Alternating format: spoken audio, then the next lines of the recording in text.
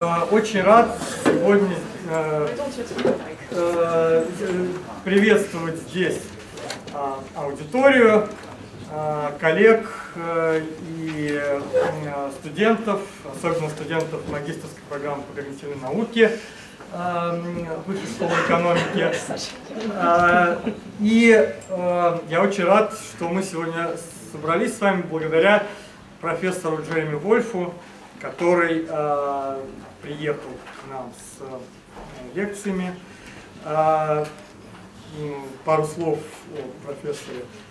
Джереми Вольф – это один из ведущих современных специалистов в области зрительного внимания, автор одной из наиболее влиятельных современных теорий зрительного внимания и зрительного поиска, заведующий профессор Гарвардского университета, заведующий лабораторией зрительного внимания в Гарвардском университете, а также главный редактор журнала Attention, Perception and Psychophysics, очень крупного такого влиятельного журнала. И, соответственно, он нам расскажет, он прочтет две очень, на мой взгляд, интересные лекции про зрительное внимание и завтра про взаимодействие внимания и памяти в зрительном поиске. Вот. И, соответственно, я еще сейчас скажу это по-английски для наших коллег, которые не говорят по-русски, и передам слово профессору. So, dear colleagues, I'm glad to introduce you Professor Jeremy Wolfe from Harvard University, who is heading the Laboratory of Visual Attention at the Harvard University and is the editor-in-chief of the Attention, Perception and Psychophysics, and he will be giving two talks here at the Harvard School of Economics.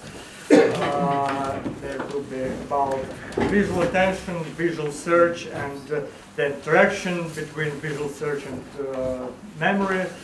And the first lecture is today. Okay, Jeremy. Thank you. You're welcome.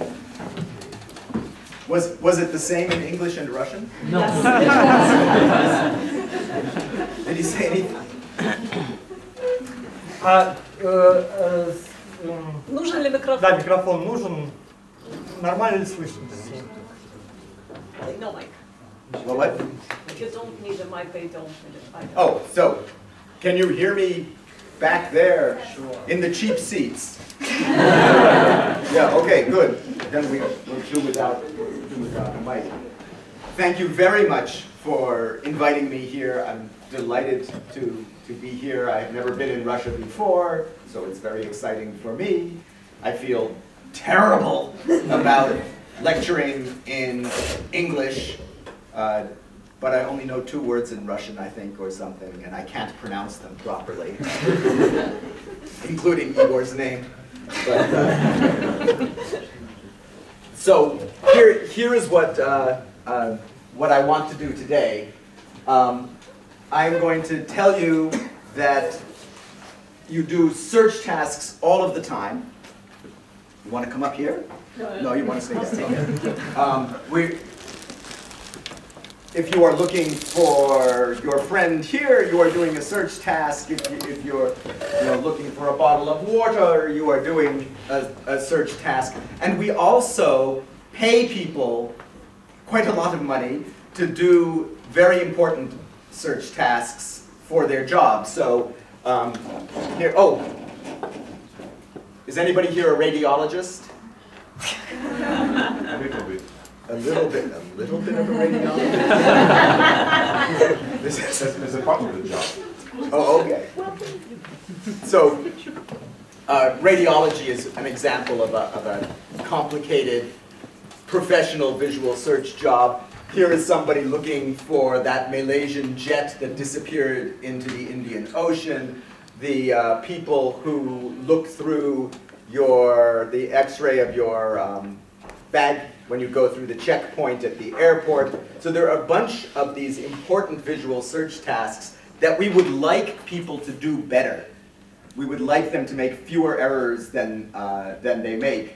And I'm going to claim that the sorts of tasks that we do in the lab with very artificial stimuli tell you something about how we do these more complicated real-world tasks. Real-world tasks that you do for your job, or real-world tasks that you do as just part of your life.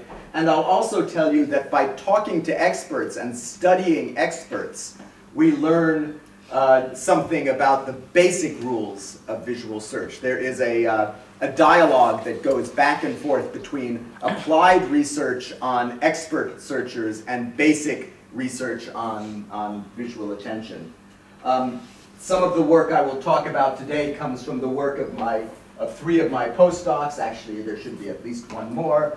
And a couple of real radiologists. They do it all.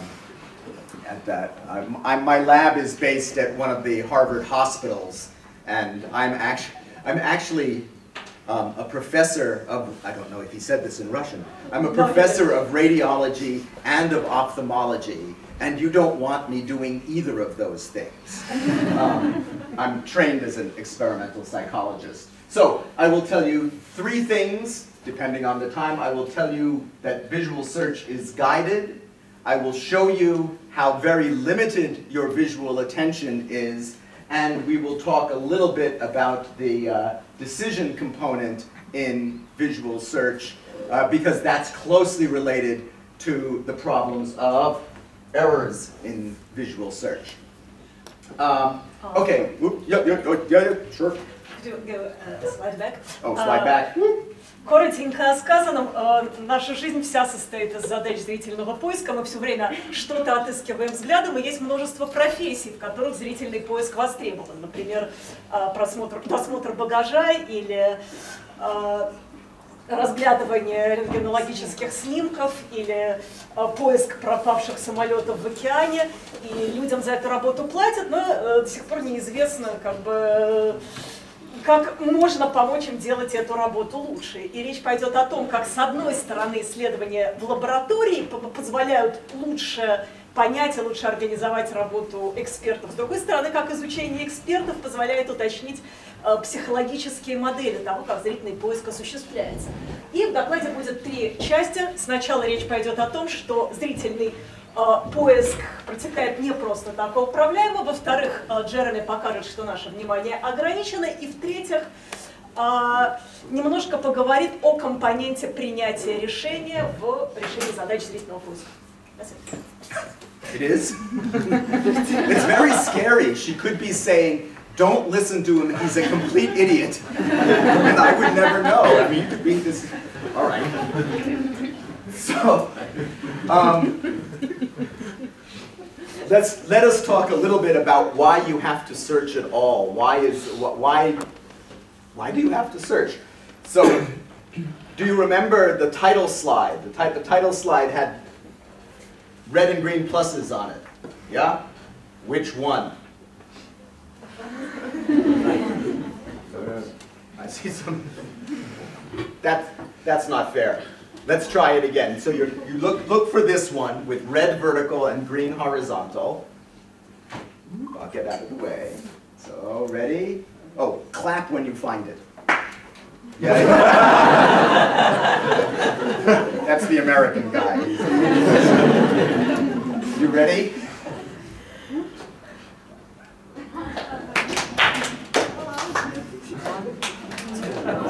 Yeah. 2 of them. Yeah, okay, good. So, what is interesting here is that as soon as that image comes up on the screen, you know there are red and green pluses everywhere. But only when you start searching can you find, where is it? Like this one. On the right. Right, yeah, there's another one over there. Oh, this one. Yes. And there are only 2? The reason we need to search is because recognizing objects requires that you bind the features together. This is jargon in the English literature. What did we decide the word for binding is in the... Связывание признаков. It's also binding. It's also binding, okay. And this is Anne Treisman's great contribution to the, well, one of Anne's many contributions to visual search. This is Obama. This is the big prize that she is winning. So this is important stuff. So Obama reads the visual attention literature all day. But in order to recognize an object, you need to select it with attention, and that allows you to know that the red goes with the vertical and that the green goes with the horizontal. And so to recognize it, you have to bind the features. To bind it, you have to attend to the object, and that's why you have to search, in the short version of why you have to search. Yeah? Okay. Итак, вопрос, а почему нам вообще нужно искать? Почему мы сразу не видим то, что нам необходимо? А все дело в том, что когда мы должны обнаружить определенный объект, мы должны связать его признаки в целостном образе. Например, мы должны привязать красный цвет к вертикальной палочке, зеленый цвет к горизонтальной, иначе мы их все не различим. А чтобы связать все признаки в один объект, нам необходимо зрительное внимание, о чем в свое время писала Энн Трейсман, которая получила за это большую медаль от Обамы. Вот, собственно говоря, именно поэтому, чтобы связать признаки, чтобы обратить внимание на объект, нам и приходится именно искать. Мы не можем увидеть сразу все, что нам нужно.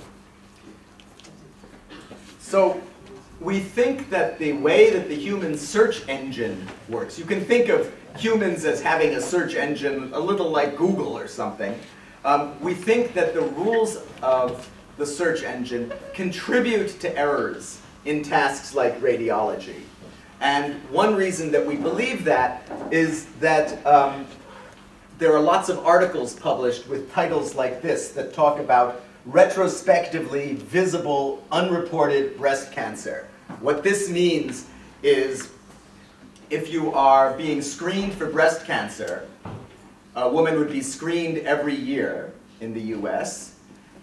If you find something in 2014, you go back immediately and look at the images from 2013 to see if this has grown. And very often, what you find is that the cancer was visible last year. That's retrospectively visible. It's not that it was too hard to see. It's not that the radiologist didn't look at it, but the search failed. They didn't find it. And if we could figure out why that happened, and we could do something about it, we could find cancers sooner, and that would be better. The error rate in North America for breast cancer screening, for example, is 20 to 30% of cancers are missed in screening. So that's quite a significant error rate. So what do we know about human search that might be related to tasks like radiology? One thing we know is that search tasks are guided.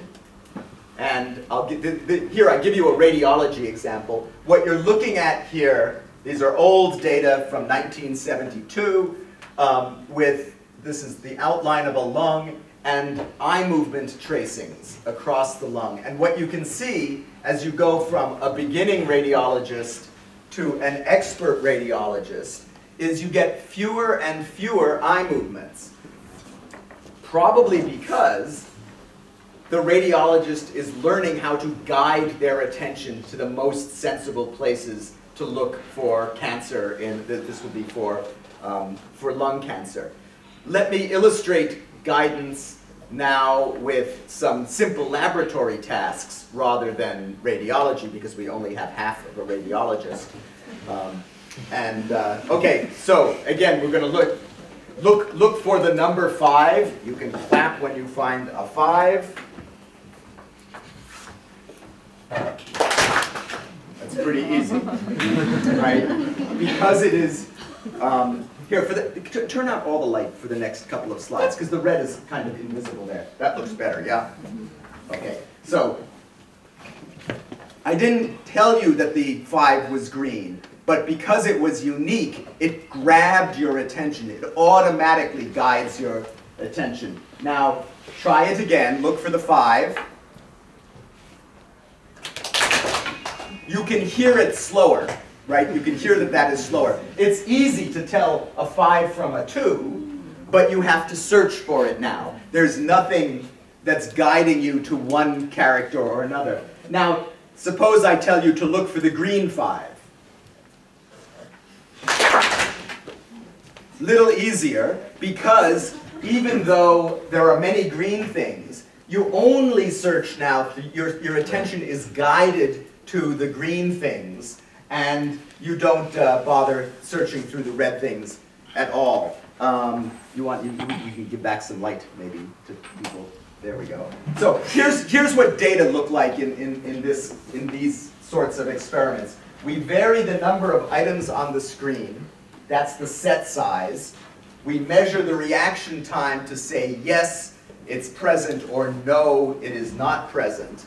And if you're doing the one green thing among red things, this is a flat function. It doesn't matter how many red letters there are, red numbers there are. The green thing simply pops out very quickly. If you are looking for the 5 among 2s and everybody is red, the functions increase linearly, and solid lines are when it is present, dotted lines are absent, dark lines are the average data, light lines are individual subjects, so you can see the sort of variation that you get. You can infer from this how many items per second you are processing on the order of 20 to 40 characters per second, as long as you don't have to fixate with your eyes on each one. If you have to fixate on them, it would have to be 3 or 4 a second, because the eyes move more slowly than attention. And if you're looking for, if you can guide your attention to the color, so the green 5, it's in between. So you have a continuum from very efficient searches to inefficient searches, and everything in between. Maybe you want to talk about this one while this slide is still here. Okay. Итак, в предыдущей части доклада речь шла о том, что наш зрительный поиск таким образом устроен, что мы часто ошибаемся. Например, врачи-радиологи делают до 20-30% ошибок, когда диагностируют рак. Например, для рака груди очень часто оказывается, что замеченное ими в нынешнем году на рентгенограмме или на томограмме было на самом деле видно и в прошлом году. И это не потому, что они плохие врачи, а потому что просто так зрительный поиск устроен. Но, с другой стороны, хорошо то, что зрительный поиск – это процесс направленный. И Джереми показывал, как меняется стратегия поиска от новичка к эксперту. Эксперт знает, куда смотреть. И последующие иллюстрации с цветными цифрами показывали, как поиск может стать направленным. Одна зеленая цифра 5 среди множества красных сама привлекает внимание, мы находим ее сразу. Красная цифра 5 среди множества красных двоек внимания не привлекает, нам приходится ее искать. Зато зеленая цифра 5 среди множества красных и зеленых цифр позволяет нам просмотреть только половину набора. Мы ищем только среди зеленых. Собственно, эти графики это как раз и показывают. Самый левый график – поиск зеленой цифры среди красных. Вне зависимости от того, сколько символов на экране, мы отвечаем с одной и той же скоростью.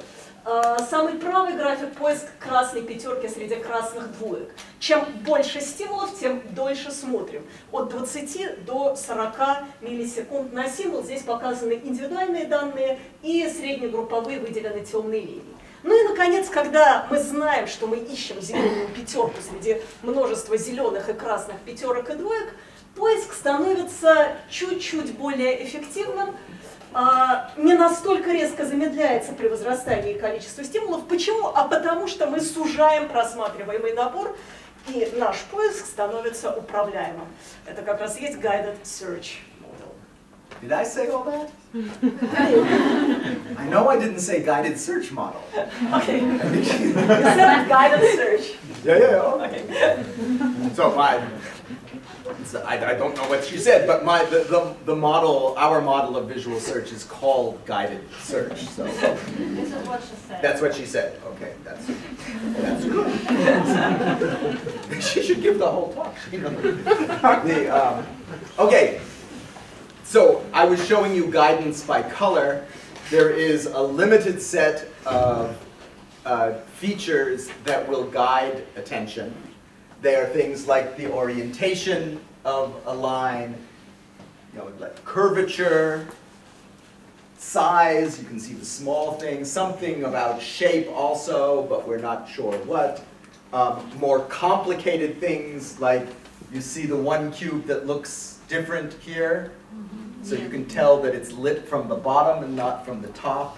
You turn out to be sensitive to that. But there are other things that you are not sensitive to, even though they are very important to you. So faces are a good example.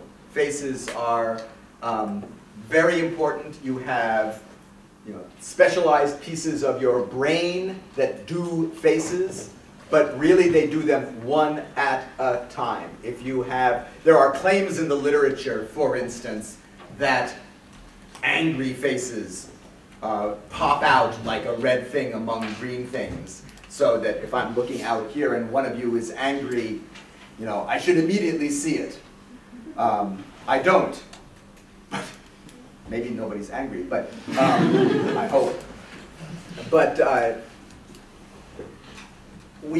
think that it is the case that that you would need to search from face to face to face, one after another, to find an angry face or to find a familiar face. Other people disagree. This is a debatable point, but I'm right. Maybe. Unless I'm not. Okay, for this kind of guidance, there are two types of guidance. We can illustrate that. So they're called bottom-up or stimulus-driven guidance and top-down user-driven guidance. And we'll illustrate bottom-up here. I won't tell you what the targets are. You can just look for them. Right? You see some targets? Now, there's lots of lovely lines here, but I'm guessing that you think that this line, that line up there, those are somehow the targets. They pop out of this texture because they are different from their neighbors. The same green vertical line here does not. Right? So you don't find that does not grab your attention because it is not different from the neighbors. On the other hand, if I show you something like this, nothing particularly pops out bottom up. But if I say, find the green verticals, you can top down adjust your search engine to look for green verticals. And then if I say, look for, here we go, look for red, shallow, tilted lines. Now, same stimulus, all of a sudden, you're looking at these things. You're paying attention to those. Because you can reconfigure your attentional system to find the targets that you're looking for.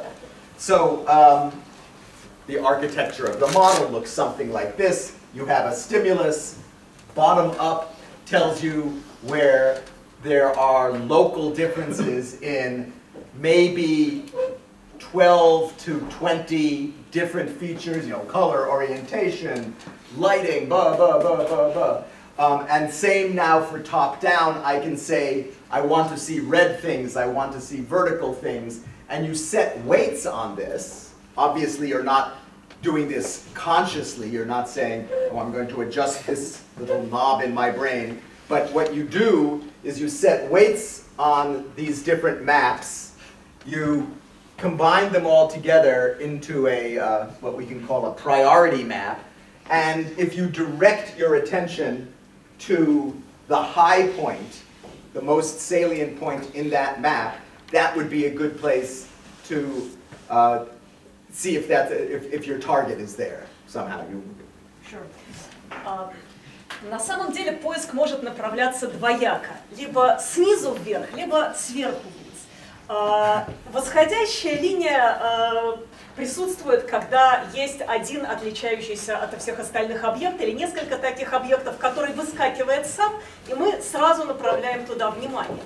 Однако, если такого объекта нет, может подключиться нисходящее управление поиском, когда нам заранее говорят: ищите такой-то и такой-то объект, и мы избирательно направляем внимание на те признаки, которые были означены в инструкции. Собственно говоря, это сводная модель, в которой учтены обе формы регуляции процесса поиска. Первый набор карт — это карты восходящей регуляции, снизу вверх. Там высвечиваются те местоположения, где есть объекты с отличающимися признаками. Вторая колонка — это обозначение для карт нисходящей регуляции. Мы можем взвешивать, то есть назначать определенные весовые коэффициенты к активации тех или иных объектов.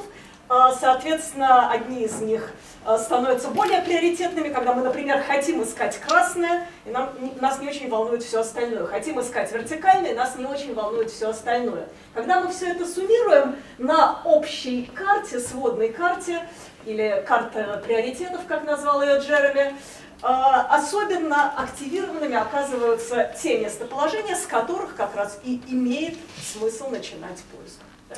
So we can try doing a little guided search here.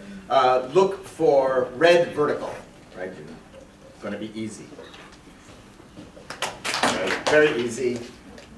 The guided search story for how you do that is all the bottom-up stuff, all the bottom-up activation. It's just noise. There's nothing useful there.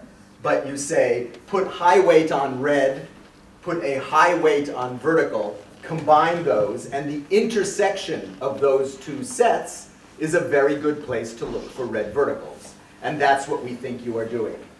The reason that this did not work, hey, did you notice that this is now full screen? When did that happen?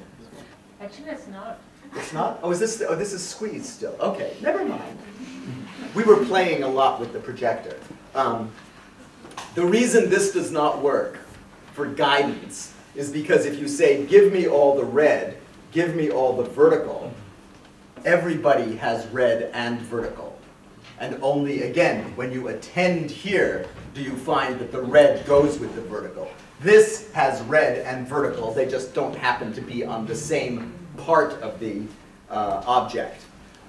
There are lots and lots of rules of guidance. I could give very long lectures about this, but I'll show you only a couple. One rule is that it's very hard to set the bottom-up weights to 0. So you can try this. What I want you to do is look for green vertical. Don't look for anything else. Don't pay attention to anything else. Just look for green vertical. Ready?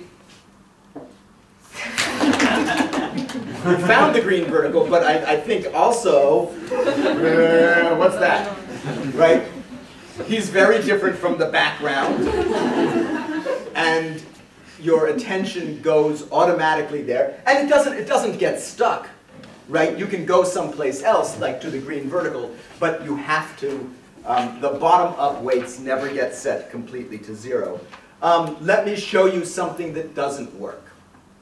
I will show you that searching for types of intersections doesn't work. So you can have an X intersection, or a plus, or a T intersection. It's very important. Your visual system is very sensitive to these sorts of things. But if I tell you, let's see, okay, yes, in this one, look for X junctions. So X's or pluses among T's. And you will see that, that even though you can tell the difference, it doesn't guide. Yeah, so you found that one. Yeah. You found all of those. But notice that, well, think about it. If these had been red, you would just know there was a region of red. If I take this away, you can see there's no region, there's nothing that summons your attention. You have to go attend before you can find it. Do you want to say anything about that or not? God knows. Значит, Джереми сейчас иллюстрирует, как работает ее модель, как назначаются веса, когда объект отличается от остальных определенными признаками, когда мы ищем красную вертикальную палочку среди красных горизонтальных и зеленых вертикальных, как управление поиском не работает, когда в одном и том же месте пространства сосредоточен и красный, и зеленый, и горизонтальный, и вертикальный, когда мы искали вот эти вот разноцветные крестики. И были изложены некоторые правила управления поиском. Например, невозможно свести к нулю восходящие процессы. Когда мы ищем зеленую вертикальную линию, мы все равно замечаем президента Обаму, присутствующего на экране. В качестве управляющего фактора не работает тип пересечения линий. Например, пересечение по типу крестика и пересечение по типу буквы Т. Тут есть целый кусок экрана, где находятся только объекты пересечения по типу крестика, однако он субъективно на нас не выскакивает. Чтобы найти эти объекты, нам нужно последовательно направлять внимание во все места экрана.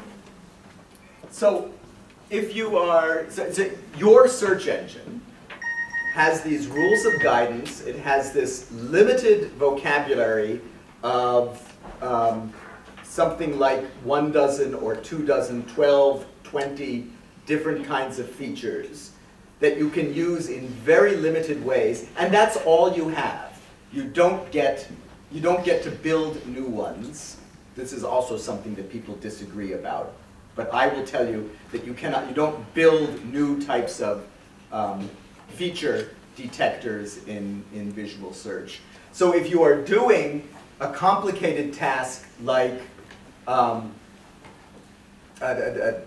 mammography, searching for breast cancer, you are doing it with the search engine that everybody else has. You don't, when you become a radiologist or an airport screener or any sort of expert, you don't grow a new visual attention, visual search system. You just have the system that we all come with, but you learn to use it differently. So this star-shaped kind of pattern is a sign of breast cancer. If you are an expert radiologist, I showed that you don't have a feature detector for like X's. They don't either. They're going to have to find this some other way. One of the things that they are learning is about a different type of guidance that we also all use, that we can call scene guidance. Scene guidance, so we've been talking about feature guidance. Feature is, that's guidance to the properties of the object that you are looking for. It's red, it's vertical, something like that. Scene guidance is not going to work in those, I'm not going to go back there. Those displays I've been showing you with random items everywhere. There's no scene, there's no structure to the scene. But if I'm looking for somebody here, there is a structure that will tell me, maybe I can't search for, maybe faces don't pop out, but there are only a few places in this room where I will find faces. So if I'm looking for Katja, who I know where she is already, but I would look, people need to be on a ground plane. They need to be sitting or standing on something. I don't need to search for her over here, floating on, hanging on the wall or floating in space. That's scene guidance, and I can illustrate that here. I made a terrible discovery in St. Petersburg, which is that apparently Russia does not have mini golf courses. Is that right? Is that true in Moscow too? Okay, so if somebody wants a new career, these are great. So they're little golf courses that that have obstacles in them, and you play with a little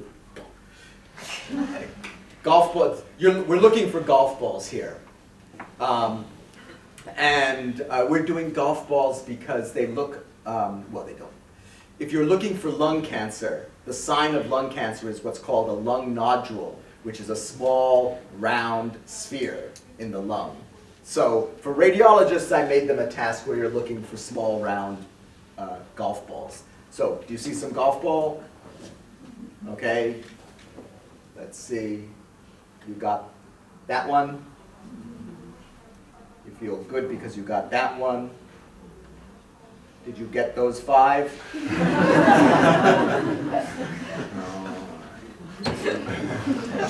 Turn out the light so they can see better. Did you get that one? Now, the reason that you didn't get it, so the simple guidance story is look for round, look for white, maybe. Look for small. But that one way up in the trees up there is actually a better stimulus than the 2 that were on the golf course. But they're not in sensible places. And as a result, you don't look there. Normally, that's a very good idea. It's only a bad idea if you're going to lectures by visual search guys who like to do things like this. We talk about 2 kinds of scene guidance, using language from the study of language, which I hear the terms are basically the same in Russian. Syntactic guidance is guidance based on really like the physical structure of the world, which would be, well, if I stick with the Katya example, human beings need to be physically supported, like golf balls. That's semantic, a syntactic guidance. Semantic guidance is about the meaning of a scene. So the golf ball syntactically could sit here, but that's not semantically sensible. It should sit on the little golf course. Maybe I know that Katya always sits in the front row, so even though all those people could be syntactically possible Katyas, semantically I should look in the front first. And this is a very important part of the way that we search in the real world. When a radiologist becomes an expert, so here we have a chest x-ray again. These are the eye movements of a novice. Here are the eye movements of an expert. What they are learning is the scene guidance rules, and the feature rules, of course, but very heavily the scene guidance rules for this particular scene, which is an x-ray of the lung.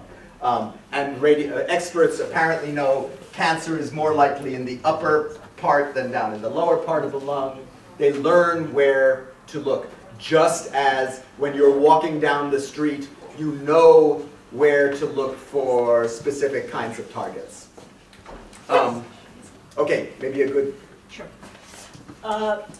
Речь шла о том, что когда человек учится искать определенный класс объектов, как это делают врачи-радиологи, он ни в коем случае не выращивает новые детекторы признаков или новый механизм поиска, а просто учится более эффективно пользоваться существующим, то есть управлять им. Каков может быть пример такого управления? Например, использование контекстного управления или влияние зрительной сцены, в которой объекты присутствуют. Джереми это сначала показывал на примере маммографии, а потом на примере поиска теннисных мячиков. Речь о том, где искомые объекты в принципе могут находиться, а где нет. Причем управление может быть двояким. Используя языковую метафору, Джереми называет их синтаксическим, это общая структура зрительного поля, например, объекты должны поддерживаться какими-то поверхностями, мячик может находиться на поверхности, скорее всего, не может висеть. И, во-вторых, это управление семантическое, где, в принципе, объекты данного типа обычно находятся, как это следует из нашего опыта. Мячики обычно находятся на корте, редко когда висят внутри дерева. И картинка с записью движений глаз новичка и эксперта, врача-радиолога, который разглядывает рентгенограмму легких, показывает нам, что главное различие заключается в том, что эксперт знает, откуда начинать поиск, знает, где в принципе могут находиться те новообразования, которые он отыскивает. Это и есть контекстное управление поиском или управление зрительной сценой. So this is Again, old data. At my hospital now, if you are screened for lung cancer, it wouldn't be a single two-dimensional chest x-ray. You would get a lung CT, computer tomography scan, which is several hundred slices through the chest. And we wanted to know how radiologists do that kind of search. So we tracked the eyes of radiologists while they're searching for lung nodules. And I can show you, that's not going to work, get back there. I can show you how that works. Kill the lights again, it'll be better to see. Okay, this is one slice through the lung. Here's where the eyes are. But I will show you now a movie where the radiologist is rolling back and forth with like a mouse wheel through the lung, and you'll see the eyes moving around. Yeah, oh good, it works. So down here is this now. Okay, it's going to move up to the upper right quadrant, and you're looking for golf balls. It's not easy. All right, and it looks over here. So what is actually going on? It's a little hard to tell from the movie. So let me show you a way to represent these data. We will color code the quadrants of the lung. And then I'm going to plot on the y-axis I'll plot, well, I'll just show you here, it's easier. Whoops, go back. What's happening here? There we go. So this is depth, which slice in the lung they're looking at. And here's time. And the color is telling you coarsely, roughly, where in the lung the radiologist is. And what you can see is that the radiologist sits in one quadrant, goes all the way through, sits in another quadrant, goes all the way through. What this radiologist is doing is staying in roughly one position in the XY two-dimensional plane and drilling in depth. You could also do something quite different, and other radiologists do. What they do is they scan. You can see that this radiologist moves very slowly through the depth of the whole lung, but you see the colors changing continuously. This radiologist, for every for every depth in 2 dimensions, is looking all over the place, and then moving a little bit, looking all over the place again. And we call this one a scanner. So we have drillers and scanners. We do not have enough data to know which method is better. But until we did this experiment, nobody had any idea how you did these kinds of searches at all. If you turn out the light, I'll show you one more movie of this. Okay, this is the last case that we showed them. Now, this is not the radiologist. I'm just rolling once through the whole image. The radiologist could go back and forth as they wanted. Did anybody see anything unusual in that image? Did anybody who didn't already know see anything? Leave it out for a second, because then you can see a gorilla in the lung. 20 of our 24 radiologists in this experiment did not see the gorilla. You say, well, they weren't looking for a gorilla, they were looking for little white things. Radiologists are supposed to do the task, the assigned task, and also look for so-called incidental findings. You don't have lung cancer, but I found you have a broken rib, or you have pneumonia, or you have gorilla. And they just didn't find it. Now, this is not because radiologists are bad or stupid or anything like that. It's the same point I was making earlier. They are using the same search engine that you are. There's a very famous gorilla, this is why we did the gorilla, very famous gorilla experiment. If you don't know it, look it up on YouTube. people miss gorillas all the time. You may have passed 3 gorillas, you know, coming to this lecture. I don't know. But if you are a radiologist, you are, even working in your own area of expertise, you are still vulnerable to what is called inattentional blindness in this particular case. You don't become immune just because you are an expert. You want to say something about that? What is gorilla in Russian? That's gorilla? Yes. Okay, that's nice. Эта часть доклада началась с исследования того, как рентгенологи, радиологи, прошу прощения, просматривают трехмерные снимки, когда они должны просмотреть 700 снимков одного и того же органа в поисках новообразований. И исследование с регистрацией движений глаз из лаборатории Джереми выявило 2 стратегии. Либо такая стратегия сверления, когда радиологи долго ищут внутри каждого квадранта, либо стратегия сканирования, когда они каждый снимок, то есть снимок на каждой глубине органа, просматривают по всем квадрантам. Пока недостаточно данных для того, чтобы сказать, какая стратегия эффективнее. Исследование у них в лаборатории продолжается. Но в последнем опыте этой серии они вставляли в изображение легких маленькую гориллу. И из 24 экспертов-радиологов 20 человек эту гориллу не замечали. Несмотря на то, что любой врач должен искать не только то, что он в данный момент ищет, например, новообразование, но и должен быть открыт всяким неожиданным диагнозом, типа сломанного ребра или воспаления легких. То есть даже эксперт в своей области не застрахован от так называемой слепоты по невниманию, когда он не находит того, чего, собственно говоря, не искал, вроде вот этой гориллы. So, I should mention that the radiologists did look at the gorilla. We're tracking their eyes, so we know if they were looking at the gorilla. On average, the radiologists looked for 1 full second at the gorilla in this experiment. And they just didn't see it, or they didn't see it at a way that allowed them to report it. And this is the second part of the talk that says visual attention is remarkably limited.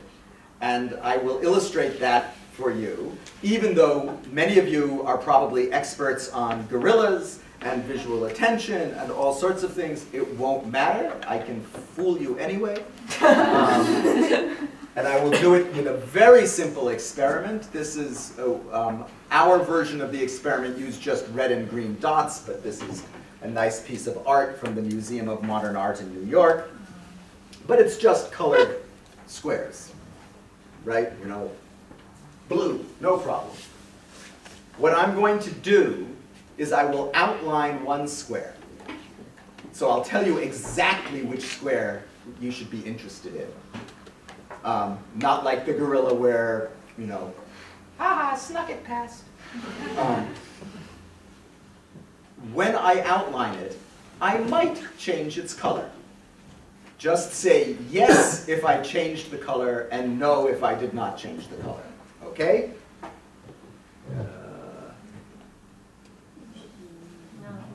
Hear you? No. Oh, they think no. That's good. Let's do it again. Yeah.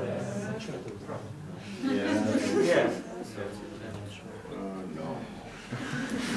Let's do it again. Yes.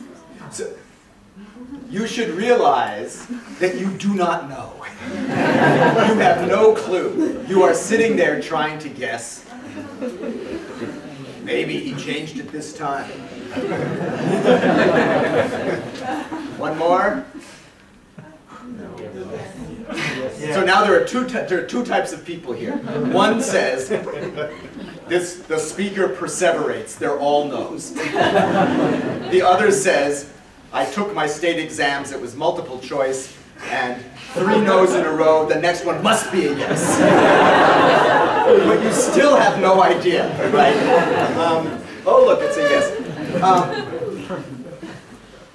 When you do this in the lab, the data are consistent with an ability to pay attention to somewhere between 0 and 4 of these dots or squares at one time.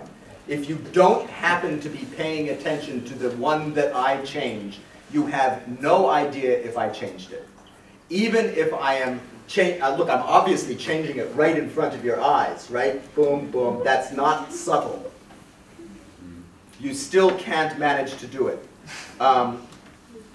What we think this is telling you really about your conscious perception at any given moment, that what you are seeing at any moment is something like what we would call the gist or the statistics of the scene, you know, the sort of raw visual information everywhere.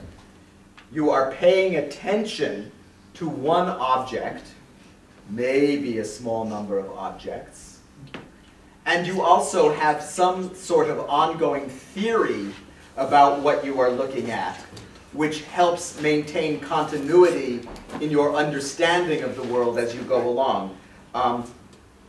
And I can illustrate that, you like that with dark better? Okay, that's good.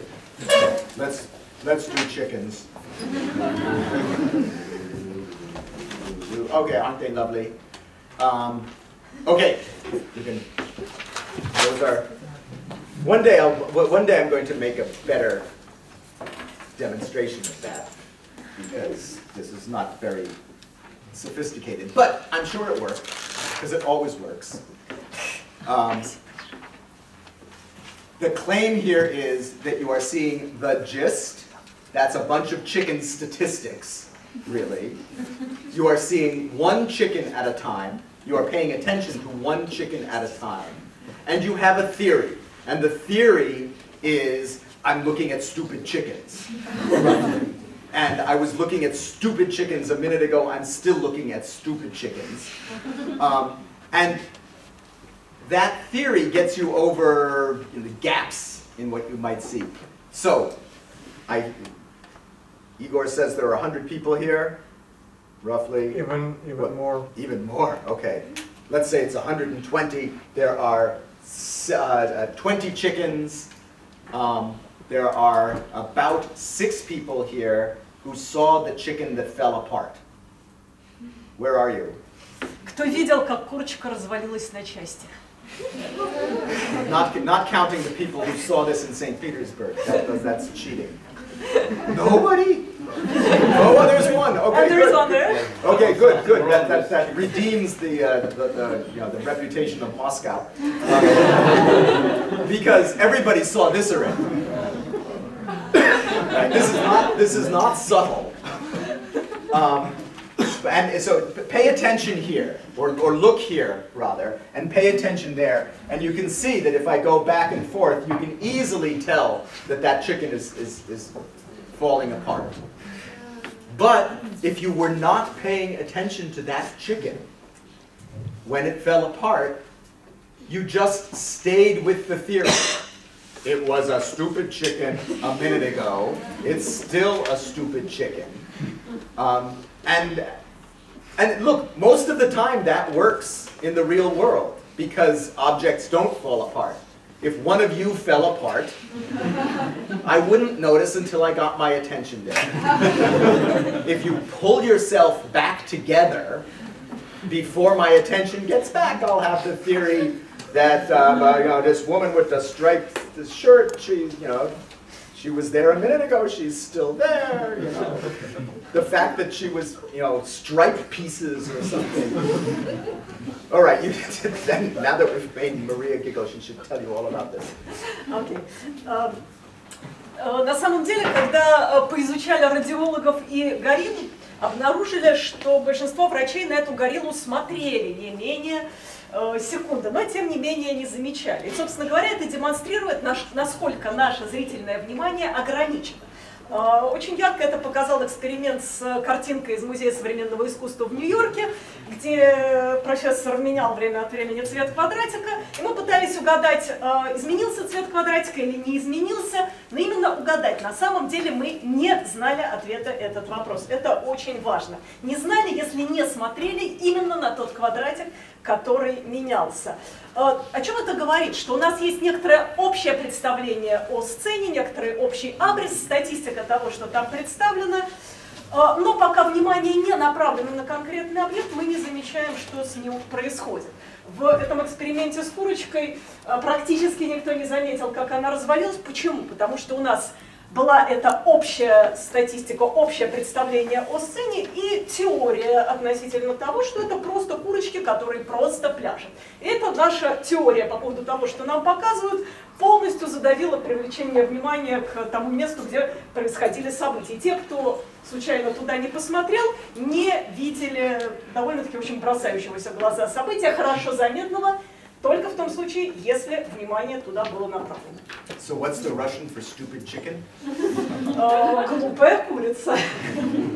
I should say I'm mostly showing you demos, but of course all of this, there is sort of standard experimental data behind all of these claims. I assume you're convinced about the chicken, but in the lab, what you do is you have people looking at regular chickens, and you have a tone, beep, and at that point, maybe one chicken falls apart, and they have to say whether it falls apart, and you can show that they must search for it. They cannot they don't just see the chicken that fell apart. They have to go and search for it one chicken at a time. So I showed you a version of guided search before that was about information comes in from the eyes. Here would be bottom-up and top-down guidance, and then you can only pay attention to one object and you bind it and you recognize it. But there's also another pathway that goes to your visual experience.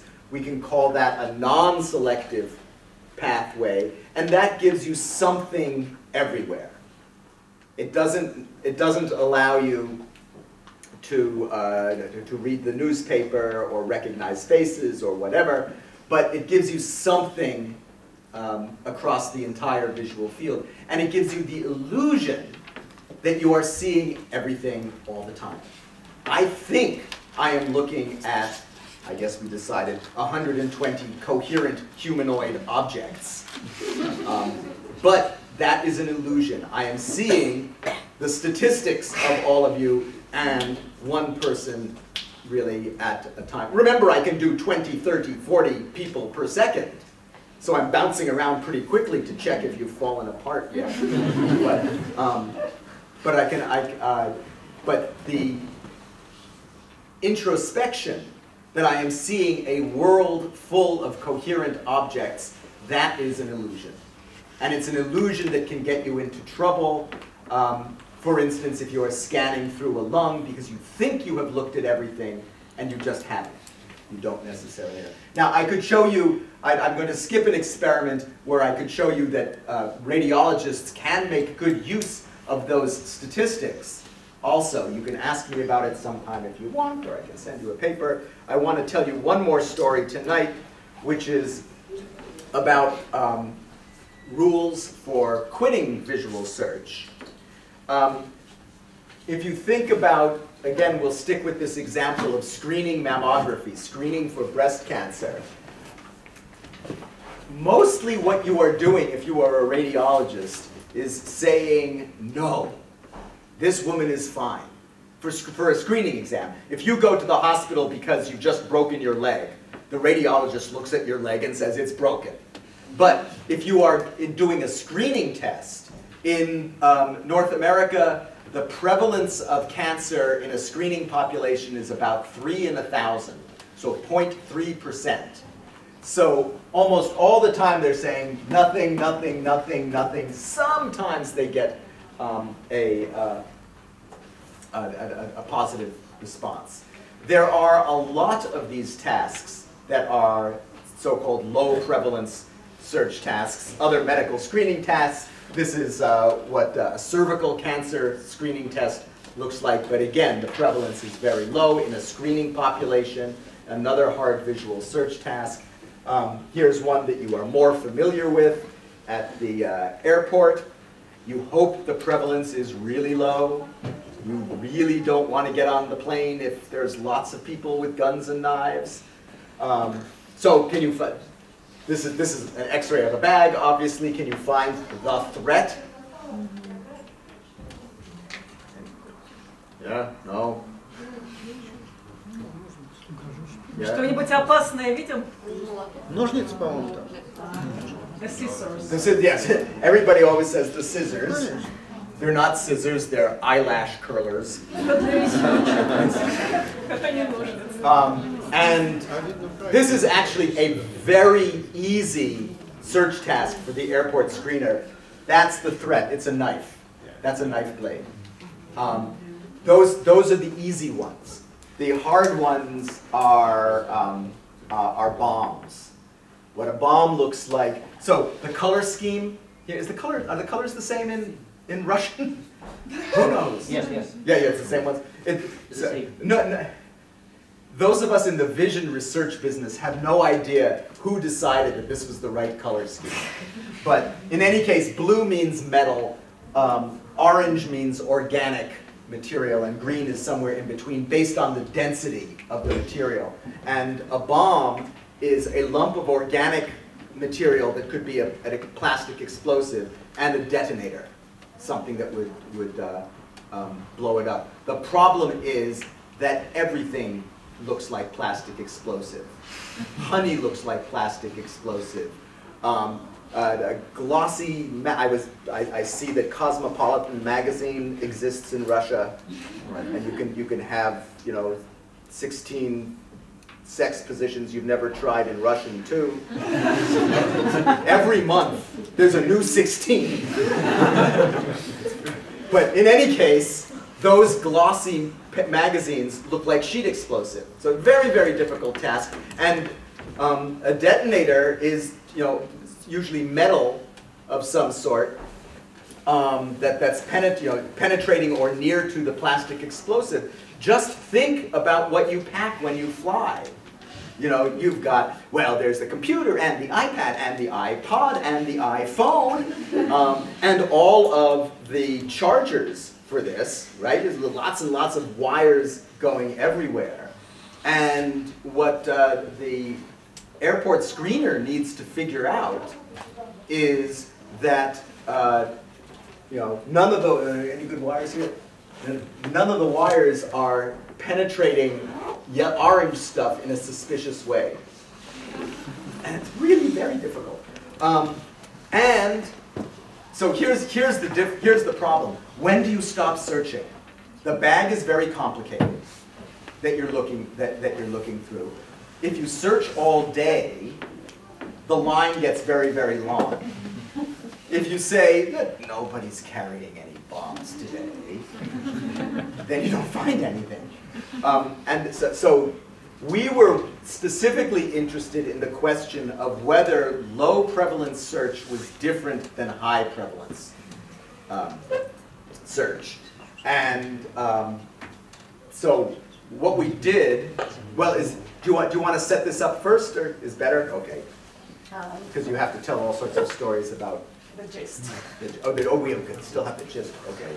Ага. Значит, предыдущая часть доклада завершилась моделью того, как устроен наш зрительный опыт. В нем можно условно различить два пути. Неселективный путь, который дает нам общую статистику зрительной сцены, общий ее абрис, и селективный путь, по которому осуществляется как раз связывание признаков объекта, его опознание. И в наш зрительный опыт вносят вклад оба пути, но на самом деле именно неселективный путь создает у нас иллюзию, что мы видим все, что происходит вокруг нас, хотя на самом деле мы видим очень мало, но можем перенаправлять внимание с достаточно высокой скоростью. При этом работе эксперта вот эта иллюзия, что мы можем все, увидеть все, что происходит вокруг, может довольно-таки сильно помешать. Тут Джереми предложил интересующимся почитать его работы, которыми он готов поделиться, а сам перешел к третьей части доклада, как мы принимаем решение, когда поиск в принципе можно прекратить. Проблема в том, что когда врач осуществляет скрининг, например, в маммографических исследованиях, то диагноз на самом деле ставится очень редко, в 0,3% случаев. То есть в большинстве случаев врач сидит и говорит нет, нет, нет, нет, нет, нет. То же самое происходит при досмотре багажа.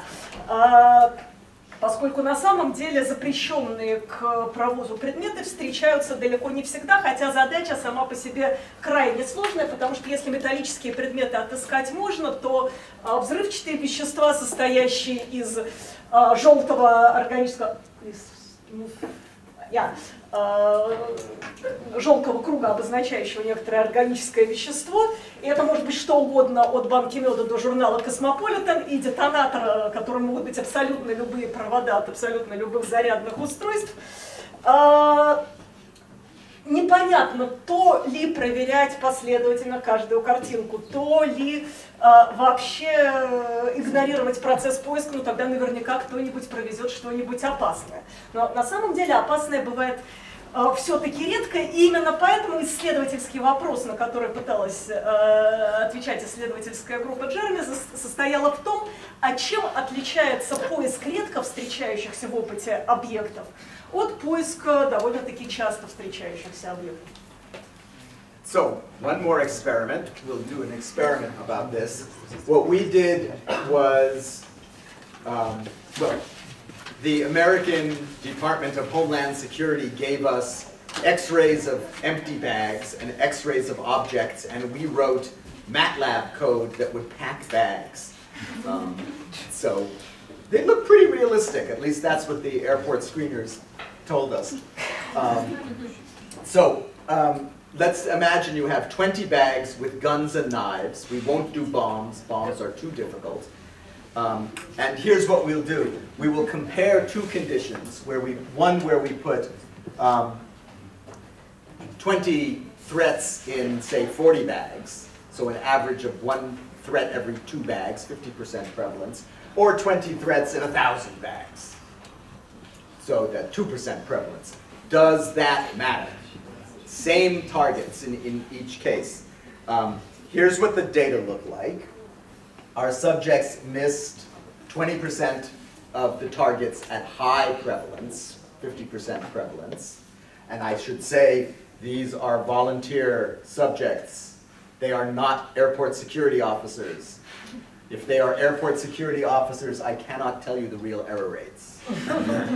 I can tell you that the error rate is not 0, which will not surprise you. And I cannot tell you, even if I'm talking to an American audience, it's held as a secret by they made me promise. But with our volunteer subjects, 20% miss error rate at high prevalence, twice that at low prevalence. They're missing twice as many of the targets. If you ask about false alarm or false positive errors, the errors go the other way. So more false alarms, more saying yes when there's nothing there, at high prevalence than at low prevalence. This is, in signal detection terms, the sign of a criterion shift, and that's an important part of these prevalence effects. But now think, so this is, we understand lots of experiments on this now. We understand very clearly that this is built into the human search engine. That's lovely, but if you're at the airport or you're screening for breast cancer, what kind of error do you want to make? These false alarm errors, if you make a false alarm error in breast cancer screening, that's a problem because you're going to scare the woman. You're going to require extra medical tests. But it's nowhere near as bad a problem as if you miss the cancer. And under normal testing conditions, that's what's happening, is that you're working at these low prevalence conditions. Now, These are just random guys off the street. Would this ever happen with experts? So we did the same experiment with radiologists. The way we did it was we took cases where we knew the truth, cancer, no cancer, and we slid them into the course of the normal workflow at the airport. Maybe one case a day, not even one case a day, so very slowly. And so that's low prevalence. And we compared that to a case where they read 100 cases for us in a high prevalence block. And the data look the same. So this is experts, expert radiologists at low prevalence for these particular at high prevalence rather, for these particular stimuli, they missed about 12%. At low prevalence, they missed more than twice as many. This is the case where they think they're doing the task for real, right? They are reading, they're being hidden in normal work. This is where they think they're saving women's lives. This is where they think they're doing me a favor. And if you look at look at this difference and go back to the very beginning of my lecture where I said the miss-error rate in screening mammography is about 30%. It's possible that on the order of half of those errors may be due to the way that your search engine works. They're just due to the, and it's very, very hard to tell yourself to change your criterion. That it's not, what's Russian for cognitively penetrable? This is a cognitively impenetrable task. Когнитивно непроницаемая задача. Okay. So I could show you the same data for airport screeners. We've done them too. It wouldn't have real error data on this axis, but the pattern of results is basically the same. The point, again, is that experts are not immune to the problems or to the features of the normal human visual attention, visual search system.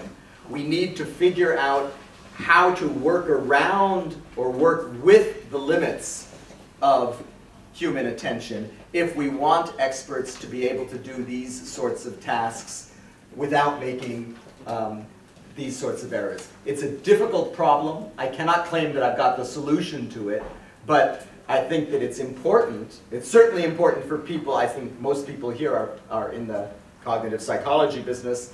It's important for us to understand that the work that we do could potentially have real impact on significant problems in the real world. I'll stop there. I'll let you translate the end if you want. В контексте изучения проблемы, каким образом принимается решение об окончании поиска, было рассказано два эксперимента. Первый был проведен на добровольцах, которые решали задачу просмотра багажа в поисках опасных предметов. И стимуляция была организована так, что в одной группе опасные предметы присутствовали на половине картинок, а в другой группе только на 0,2% картинок, или нет? На 2% картинок это было 20 объектов из 1000. И что обнаружилось? Что когда целевой объект встречается в половине проб, пропускают около 20% ошибок, а когда целевой объект встречается только в 2% проб, оказывается больше 40% пропусков. При этом количество ложных тревог, то есть неправильных ответов «да», когда объекта на самом деле нет, больше в том случае, когда объект встречается достаточно часто, в половине случаев, и понижается в том случае, если объект встречается резко. О чем это говорит? О сдвиге критерия принятия решения. При этом, если мы говорим о медицине, о досмотре багажа как практических задачах, это важный вопрос, какие ошибки нам имеет смысл минимизировать. Пропуски или ложные тревоги. То есть, например, неверно поставленный диагноз или невозможность поставить его верно, когда человек пропускает какие-то новообразования. Исследование, проведенное на экспертах-радиологах, когда изображения, взятые из базы данных, по сути дела, внедрялись в их реальную работу, они не знали, что они участвуют в эксперименте, они думали, что они выполняют свой профессиональный долг, показали, что у них все то же самое. Для редко встречающихся объектов возрастает количество пропусков цели и уменьшается количество ложных тревог. На данный момент у Джереми нет рецепта, как это можно вылечить, но ему кажется, что в этом направлении нужно обязательно продолжать работать, изучая, как устроен процесс зрительного поиска, чтобы понять, как его лучше организовывать для более эффективного решения задач. Okay. Must be time. So, thank you. I'm happy to answer questions in Russian or English. So, and this is one version of my lab. Well, it changes all the time. But it once upon a time included Maria. But they all like ice cream. Коллеги, если есть вопросы, можно задавать и по-русски, и по-английски. Борис. Thank you for your extremely interesting lecture. You gave two examples, a gorilla hidden into someone's lungs and dancing chickens, and you gave these as examples of something the same, but you stressed that when you don't look at the dancing chicken which falls apart, you don't notice it. But you said that specialists who were looking, radiologists, did look at the gorilla and they didn't see it. And you call it inattentional blindness. So what happens when they see the gorilla for about a second but don't notice it? Do you know the answer? I don't think we really know the answer to that. I mean, there are lots and lots of versions of inattentional blindness where you can clearly show that the stimulus, is in the fovea of the, of the eye. You can show that you can often show using like evoked potentials, for instance, that it is being signaled in the brain. These things sometimes produce priming effects. They're definitely there, but you just don't report them. Now, I made a claim once upon a time. I wrote a paper called Inattentional Amnesia, where I said, you see it just fine. You just forget it instantly, like the color square change. And then several people have spent the last 10 years saying, that's stupid. First of all, that we can show inattentional blindness that doesn't require a memory component. There are some nice experiments like that. And my memory friends say, if you forget it in like less than 50 milliseconds or something, that's not amnesia. That just, it's not, we don't study that. That's not memory.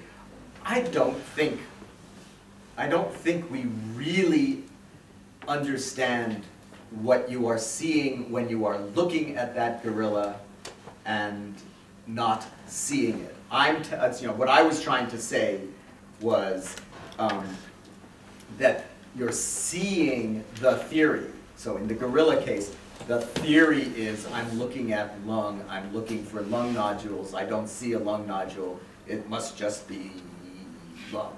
But that's not completely satisfying. And I don't think, well, we will know a completely satisfying answer to that maybe when we understand consciousness. So if anybody absolutely understands consciousness here, let me know. But it's a significant, fascinating problem. Don't know the answer. Yeah? Yes. Thank you once again. And if we continue with this radiologist story, for example, sometimes people come to radiologist and say, I have some problem with my lungs. So a radiologist has to look for anything wrong with his lungs. So the criteria broaden. He doesn't know what he's looking for. What happens to his attention? So we've been doing experiments about this also. It certainly makes life more difficult. right? Because, well, it's because, you know, if we go back to the earlier kinds of stimuli, you're sort of, with just lines, you're saying, there might be a red vertical line here, or there might be a green horizontal line, or maybe there's a blue squiggly line. So it's now very hard to set a top-down criterion.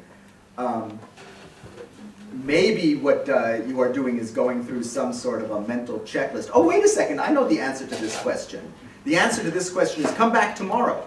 Right? In some part, this is, so tomorrow I'm going to talk about what's called hybrid search. This is when you are looking through a visual display that has a bunch of items in it for any of several items in your memory. And this is really what you're doing. So you're, you know, if you're the radiologist, are you a radiologist? No, my husband is. Your husband is, okay. If you're a radiologist and somebody comes in and says, there's something wrong, the radiologist presumably isn't just looking for random something. The radiologist has a sort of a list of things that they might look for, and those are the kind of search tasks that we'll talk about tomorrow.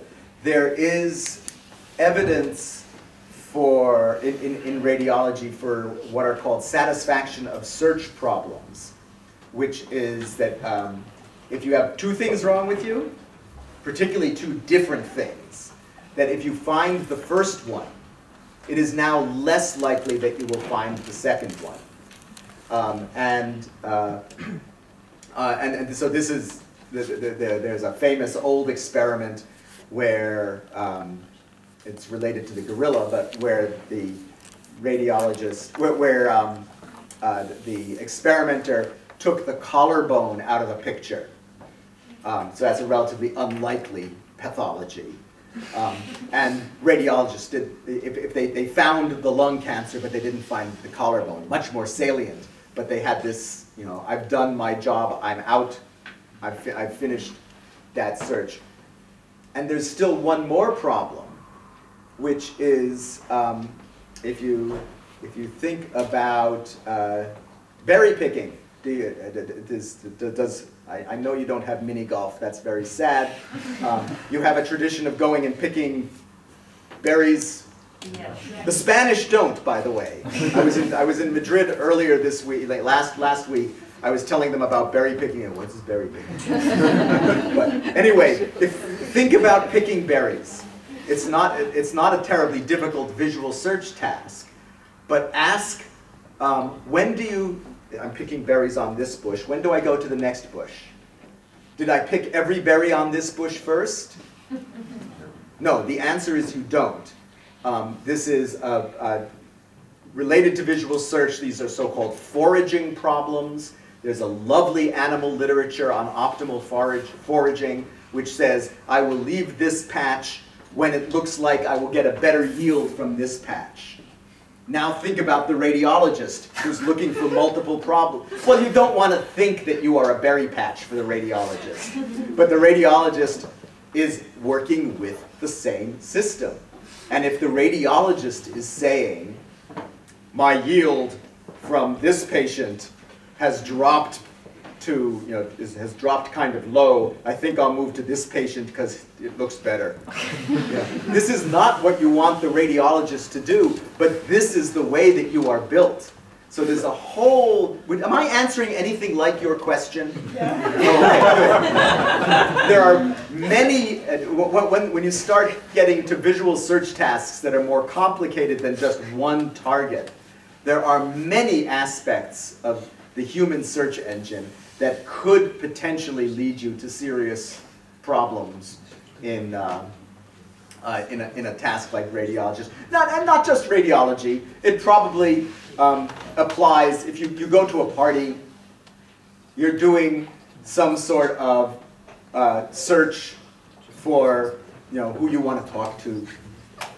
It's potentially a problem if you decide, I'm talking to her, but my yield would be better if I was talking to her. And now I'm actually listening to her conversation, and I'm not. These are problems that show up everywhere. I better stop answering this question before I get started. There was one more question. Yeah. Я по-русски тогда задам вопрос, да? Your turn. По-английски. You can answer Thank too.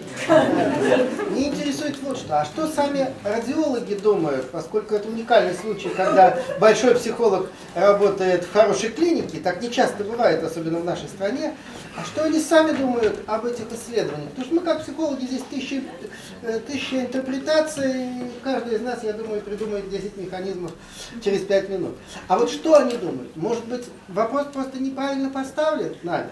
И нужны какие-то гибридные подходы к анализу деятельности радиолога, к обнаружению раковых опухолей, ну и других всяких неприятностей, поскольку ясно, что наши способности ограничены, потому что ограничены, очевидно, это все работы Джереми Вольфа говорят. А вот компьютер-aided research, мне кажется, сделать было бы намного полезнее, поскольку современные алгоритмы изображения, мгновенной анализа зрительных изображений настолько мощные, а они здесь как-то совсем не представлены. Вот другие коллеги в этом направлении работают ли? Спасибо. Okay, good luck. Yeah. There are two parts in this question. Okay. So the first question is, what do radiologists think of the results of your studies? Because psychologists can provide lots of interpretations and have lots of mechanisms that lead to these limitations, but what do radiologists?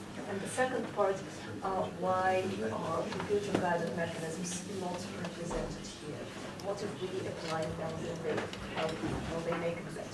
Okay, so the first part about what radiologists think is an interesting question because, at least in the United States, I do not know about Russian radiologists, but radiologists are very competitive and very sure that they know what they are doing.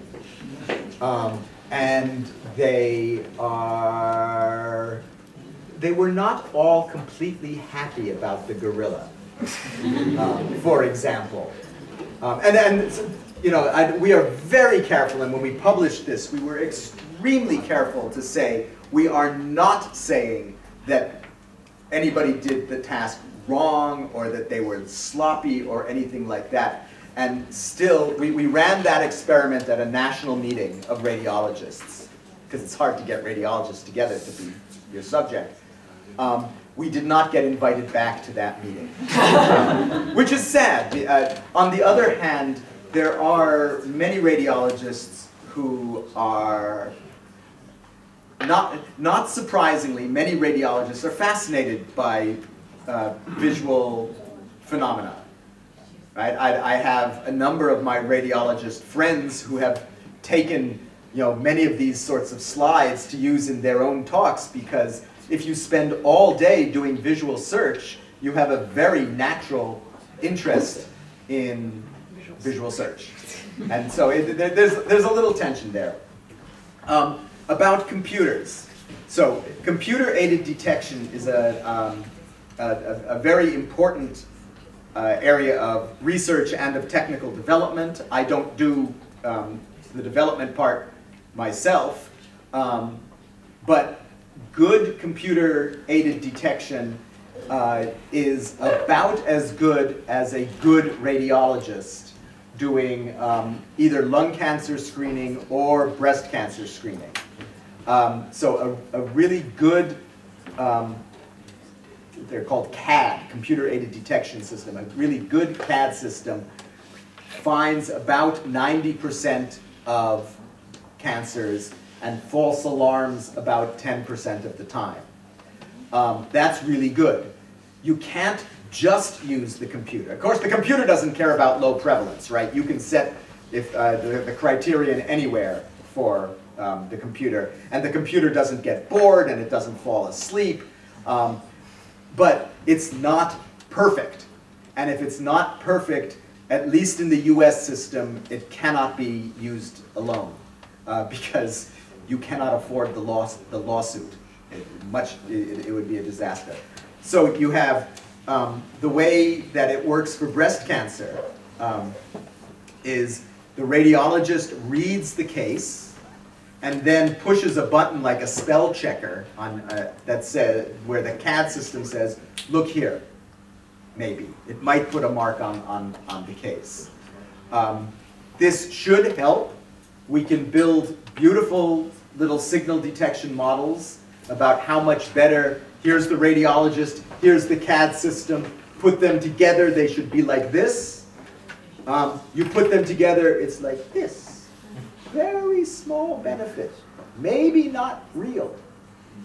And we think that the problem, again, turns out to be psychology.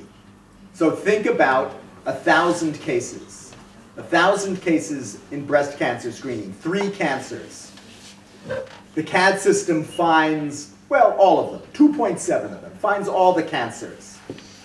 And it puts marks on each cancer. It also finds 100, 10% of 1,000, 100 things that are not cancer. Right? Okay, so now you ask, the medical jargon for this is, what is the positive predictive value of that CAD signal? The positive predictive value is about 3%. If I give you advice that is only good 3% of the time, you ignore me. And that's what's happening. There's data from one of my collaborators, Bob Nishikawa, did a big study of the use of CAD. He found that for cases where the radiologist missed the cancer and the CAD marked the cancer, the radiologist refused to accept that mark 70% of the time, even though it was a good mark. And this is, well, it's a combination of a computer problem, good computer vision problem. If we can make the computer systems better, great. But then it interacts with the human observer, and these are hard problems. And if the US government will give me a big pile of money, because we've just asked for a pretty big pile of money, we told them we'd help them solve the problem.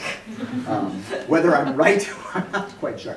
Do you want to translate that, or? Is it necessary? No. Thank you. Thank you, okay. Okay, it's... More questions? More questions? Еще вопросы есть? I have one, and it's about how domain-specific is this like model that you're using. Because I'm thinking about when you hear something, if I were to, it was pretty easy to tell, you know, if there's 5 or 50 green flags and we asked for a red flag, it's pretty easy to see. But if everybody started talking in Russian and I started talking in English, it would be pretty difficult to tell which one of us was speaking in English. Not for me! So I wonder how, you know, is domain specific to just vision, or do you think that it's a more general search program? Because a lot of linguistic theory would say that it's that the constraints that you use don't change over time, but that they act in a different way, that the mechanism changes, not necessarily like you were saying. Well, so I'm wondering how is it specific to vision or not? So there are certainly plenty of auditory attention phenomena that parallel visual attention phenomena. The examples I was showing here are largely spatial, and those turn out to be very difficult to do as auditory experiments.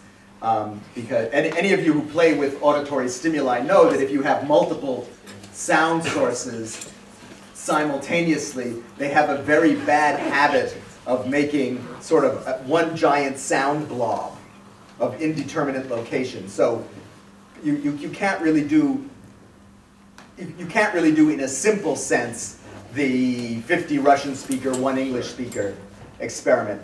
But there are analogs in audition. There are analogs in haptics, in touch, that suggest that similar mechanisms are at work. In audition, they're really basically spread out over time, right? That if you go boop boop boop beep boop boop boop, that pops out, and there are other things that would not pop out of a temporal stream in the same way. But it's very hard to do the red sound among green sounds. So, Позвольте, я по-русски продолжу тот вопрос, который начал задавать профессор Гусев. Значит, все-таки мне тоже, хоть я сам из Первого медицинского университета, меня интересует, вот в какой мере ваши подходы, они сейчас уже работают, могут работать в системе обучения. То есть вот кроме, так сказать, того, что вы как бы раскачиваете, скажем, знания перцептивные слушателей, вот есть ли какие-то уже сейчас алгоритмы, которые вы можете рекомендовать в процессе подготовки вот операторов, работающих с изображениями внутренних органов, операторов, работающих с какими-то космическими объектами и так дальше, вот которые бы, кроме уже известный гештальт-принцип, вот что принципиально нового уже сейчас как бы можно было бы рекомендовать?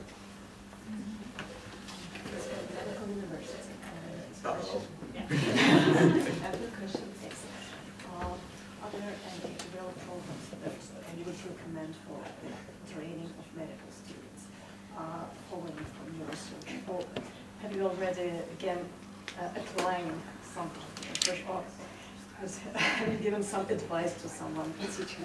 So this is an interesting problem.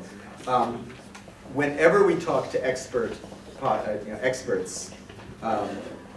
somebody wants to know, is there some test that we can give at the beginning that will say whether this person will be a good radiologist or this person will be a good airport screener? And nobody knows. Nobody has found such a test.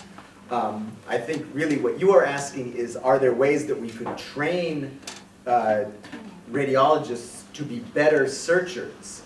What we do know is that this would probably involve training. It would not be general visual search training. There are some very nice experiments on, you take experts and, I can't remember if I asked this in Spain or in Russia.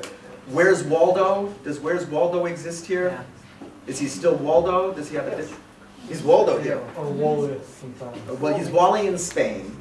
Anyway, if you take radiologists and you give them a task like Where's Waldo, they are no better than the rest of us. There's no good evidence that, that they have particular visual search skills. But it remains an interesting question whether there are things from this sort of work that we could use to train them better. I think what we know, I think what we are learning is that maybe the most valuable thing we can tell radiologists now, or experts in general, is that there are things that you don't realize about your own visual system that will cause you to make mistakes. And you want to, maybe you want to use a checklist, or maybe you want to use the computer or something, but you are not going to be perfect at this task because you were not built to be a radiologist. You were built to forage for berries on a berry bush out in the Siberian tundra somewhere. And now you are using that system to look for lung cancer. And if you don't understand the limits on that, you're going to make mistakes. And we can at least tell you the limits even if we can't cure them. Можно я уточню?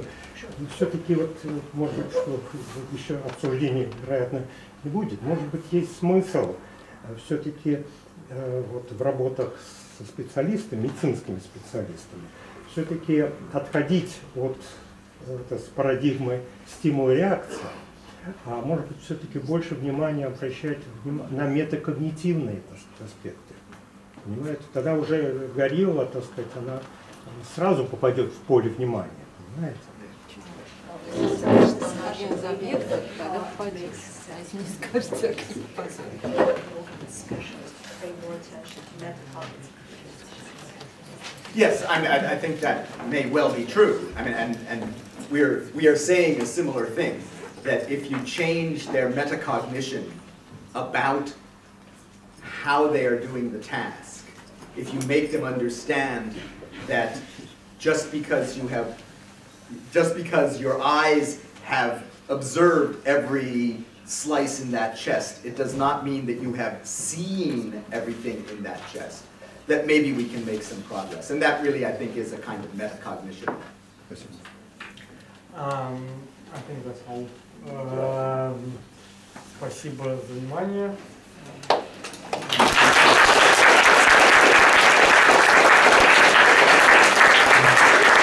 I'm very we can see someone of you tomorrow.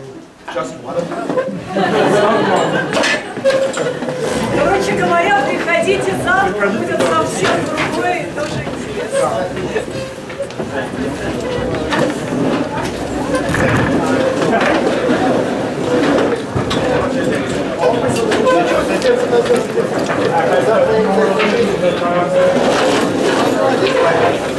Я